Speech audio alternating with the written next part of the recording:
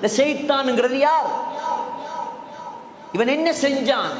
ஏன் இவனால இந்த மனித சமுதாயத்துக்கு இவ்வளவு பிரச்சனை? இப்ப நாங்க ஷைத்தானை பற்றிய ஒரு சில சுவாரஸ்யமான அம்சங்களை பார்க்கலாம். முதலாவது, ஷைத்தான அல்லாஹ் எதன் மூலமாக படைத்தான்? خلقتني من نار وخلقته من طين. அல்லாஹ் சொல்றான், ஷைத்தான அல்லாஹ் நெருப்பின் மூலமாக படைத்தான். எங்களை எதால படைச்ச? மண்ணால். ஆதம் அலைஹிஸ்ஸலாத்தை மண்ணால படைச்ச. மலக்குமார ஒளியால படைச்ச. ஷைத்தான நெருப்பால் அல்லாஹ் படைச்சான். இப்ப ஜின்கள் எதால படைக்கப்பட்டவங்க? ஜின்களும் நெருப்பால. ஷைத்தான் ஜின் எல்லாம் ஒரு இனம் தான். ஷைத்தான் ஜின் எல்லாம் நல்ல ஜின்னா இருந்தா நல்லது, கெட்டதாக இருந்தா அது ஷைத்தான். கெட்டதாக இருந்தா ஷைத்தான். இரண்டாவது, ஷைத்தானுடைய இனம். ஷைத்தானுடைய இனம். ஷைத்தான் எந்த இனத்தை சார்ந்தவன்? மலக்குமாரை சார்ந்தவனா, மனிதர்களை சார்ந்தவனா, அல்லது ஜின்களை சார்ந்தவனா? அல்லாஹ் சொல்றான், கான மினல் ஜின், அவன் ஜின் இனத்தை சேர்ந்தவன். ஷைத்தான் என்ன இனத்தை சேர்ந்தவனாம்? ஜின் இனத்தை சேர்ந்தவன். அவ்வளன் கான மினல் ஜின்னில் ஆபிதீன லில்லாஹ், ஆரம்பத்துல நல்ல ஜின்ல தான் இருந்தானாம். பின்னால அல்லாஹ்வுக்கு சுப்ஹானஹு தஆலாவுக்கு மாற்றம் செய்ததால அல்லாஹ் அவனை சபிச்சிட்டான். இப்ப ஷைத்தான்ல முக்கியமான 3 வகைகள் இருக்குது. எத்தனை வகை? முக்கியமான 3 வகை இருக்குது. முதலாவது தான் இப்லீஸ். இப்லீஸ் யாரு? அவர்தான் ஷைத்தான்களுடைய தலைவர். முதலாவது அல்லாஹ்வுக்கு மாற்றம் செஞ்சவர் யார்? நான் சொன்னனே, வானத்துல நடந்த முதலாவது பாவம் செஞ்சது இவர்தான். வானலோகத்துல நடந்த முதலாவது பாவம் அல்லாஹ் சொன்ன கட்டளையை மீறியவர். அல்லாஹ் சொன்ன கட்டளையை மீறியவர். அதனாலதான் இவருக்கு பெயர் இப்லீஸ் என்று வைக்கப்பட்டது. இப்லீஸ் என்ற அர்த்தமே அல்லாஹ்ட அருளை விட்டும் நிராசை அடைந்தவன். ஆரம்பத்தில் இவனுக்கு பேர் வேறையாம். அப்துல்லா பின் அப்பாஸ் ரலியல்லாஹு அன்ஹு சொல்றாங்க, இவர் அல்லாஹ்வுக்கு மாற்றம் செஞ்சதால அல்லாஹ் இவனுக்கு இப்லீஸ் என்று பெயர் வைத்தான். அப்லஸ் என்று சொன்னா யஇஸ மின் ரஹ்மத்தில்லாஹ், அல்லாஹ்வுடைய ரஹ்மத்தை விட்டும் தூரமானவன், நிராசை அடைந்தவன். இது ஷைத்தானுடைய பெரிய வகை. விஐபி வருதான். விவிஐபி ஷைத்தான்ட தலைவர் இப்லீஸ். இரண்டாவது வகை தான் இஃப்ரீத். இரண்டாவது வகை என்ன? இஃப்ரீத். இஃப்ரீத்ண்டா யாருண்டா? இவங்க தான் குழப்பக்கார ஷைத்தான். தலைவர் என்ன செய்வாரு?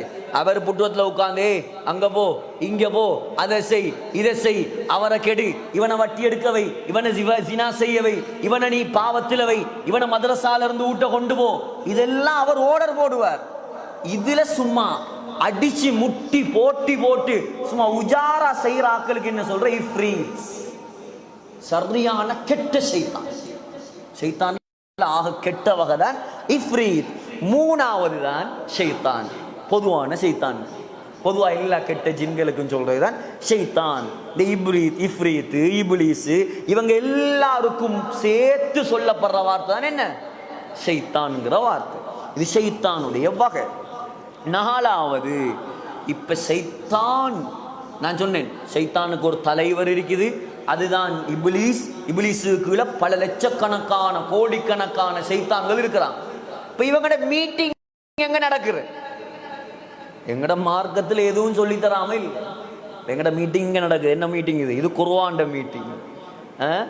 எங்கட ஆட்சி பீடம், நம்முடைய நாட்டுடைய ஜனாதிபதியுடைய அமைச்சர்மாருடைய மீட்டிங் எல்லாம் எங்க நடக்கும்? பார்லிமெண்ட்ல நடக்கும். ஷைத்தானுக்கும் பார்லிமெண்ட் ஒன்று இருக்கான். சஹீஹ் முஸ்லிம்ல முஸ்னத் அஹ்மதுல வரக்கூடிய ஹதீஸ், ஷைத்தானுடைய பார்லிமெண்ட் கடல்ல இருக்குது.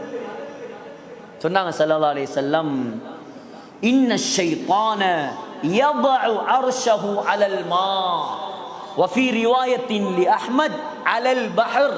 கடல்ல தான் ஷைத்தானுடைய சிம்மாசனம், ஆட்சி பீடத்தை அல்லாஹ் வச்சிருக்கிறான். ஷைத்தானுடைய கூட்டம் கூடுற இடம் எங்க? கடல். அதான் அந்த கடலோரங்கள் எல்லாம் கொஞ்சம் பயங்கரமானது. இரவு நேரங்களில் சொல்லுவாங்களே சின்ன பிள்ளைகளை கடலில் கூட்டிகிட்டு போகப்படாது, வாசம் உள்ள சாப்பாடுகளை தின்னப்படாது. எங்கட ஆக்களுக்கு அதெல்லாம் விளங்குறது. கண்ணில் பட்ட சாப்பாடுகள், அதுக்கு பிறகு நோய் மருந்தெடுக்கிற குணமாகறல். ஏன் மகரிபுடைய நேரம் வைத்து கடலோரம் நின்று கடலை திண்டிக்கிறான். மகரிபுடைய நேரம் முதலாவது பிள்ளைய வெளியே கொண்டு போகவே போடாது. நேற்று நாங்கள் பார்த்தோம், அங்கேயும் சைத்தாண்ட மீட்டிங் எங்கே நடக்குமோ அங்கே கொண்டு போய் திண்டிருக்குது. கோல் ஃபேஸில் சும்மாவே அது சைத்தாண்ட மீட்டிங் தானே. அது இலங்கையில் சைத்தாண்ட மீட்டிங் பெருசாக நடக்கிற இடம் தானே அது. டிசம்பர் 29 31 ஆகி டிசம்பர் கடைசியில் 12 மணி வரைக்கும் உட்கார்ந்து பார்த்துட்டு இருப்பான். அதில் எங்கட தொப்பியும் தாடியும் போகிற அதுக்கெல்லாம் அல்லாஹ் பாதுகாக்கணும். ஆக அல்லாவுக்கு அன்றைய நாளில் இலங்கையில் வெறுப்பான இடம் அந்த கோல் ஃபேஸ் தான். அவ்வளோ ஃபித்னாவும் நடக்கும். இதில் எல்லாம் கலந்துடப்படாது. ஏன் தெரியுமா? அவனுக்கு வார தண்டனை எங்களையும் சேர்த்து தான் நாசமாகும். கேட்டாங்க, புகாரியில் வருது, ஹஸரத் ஸைனப் பின்த் ஜஹ்ஷ் ஸல்லல்லாஹு அலைஹி வஸல்லம் உடைய மைனி, சொந்த மனைவி கேட்டாங்க, யா ரசூலல்லாஹ் அஃபனஹ்லிகு வஃபீனா ஸாலிஹூன், நல்லவங்களாக நாங்க வாழும் போதும் எங்கள்ல நல்லவங்க இருக்கும் போதும் அல்லாஹ்ட தண்டனை வருமா? சொன்னாங்க, ஸைனப், பாவிகள் அதிகரித்தால் நல்லவர்களுக்கு சேர்த்து தான் அழிவு வரும். அவன் செய்கிற பாவத்தால் நாங்களும் சேர்ந்து தான் மூத்தாகும், நாங்களும் சேர்ந்து தான் மாட்டோம். அதனால எந்த இடத்துல பாவம் நடக்குதோ ஹராம் நடக்குதோ அந்த இடத்துல நாங்க சுப்ஹானல்லாஹ் ஓதிட்டு நாங்க போக தேவை. அங்க போய் யாரும் ஓதுறையும் இல்லை சுப்ஹானல்லாஹ், அதை என்னத்துக்கு நாங்க பார்க்க போவோம்? ஆண்கள் பெண்கள் கலக்கிற இடம் ஹராம். ஹஜ்ஜில உம்ரால இதுகளில் சில நிர்பந்த நிலைகளை வெட்டி சில ஃபத்வாக்களை வச்சு நாங்கள் செய்கிறது. அது இல்லாமல் சகோதரர்களே, ஹஜ்ஜிக்கு போனாலும் உம்ராவுக்கு போனாலும் அங்கேயும் நிறைய ஃபித்னா. அல்லாஹ் தான் பாதுகாக்கணும். ஏதோ ஒரு நிர்பந்தம், ஒரு சட்டத்தை ஹஸரத் மார்ட்ட கேட்கறது வேற விஷயம். அங்கே வந்து பார்க்கறது அல்லாஹ் பாதுகாக்கணும். ஒரு மஹ்ரமா அந்த புனிதமான மண்ணையும் அந்நிய பெண்களை பார்க்கறதும் கதைக்கிறதும் அவங்களோட சிரிக்கிறதும் குரூப்பில் வாராக்கள் ஒருத்தர் முகப்பத் ஆகிறதும் எவ்வளோ பெரிய பாவம். எப்படி 1,00,000 ரக்காத் தொழுத நன்மையும் அதே மாதிரி 1,00,000 மடங்கு பாவம் எழுதப்படும் அங்கே செய்கிற பாவத்துக்கு. லேசா நினைக்காதீங்க. உம்ராவுக்கு போனால் உம்ராவை செய்யணும், ஹஜ்ஜிக்கு போனால் ஹஜ்ஜை செய்யணும். அதை விட்டுட்டு மாமி சாப்பாடு நல்லமா, அது உனக்கு என்னது? அது மாமி பார்த்துக்குவா. மைனி சாப்பாடு நல்லமா, வாரவ யாரோ ஒரு இவருக்கு மாமி, அது மைனி.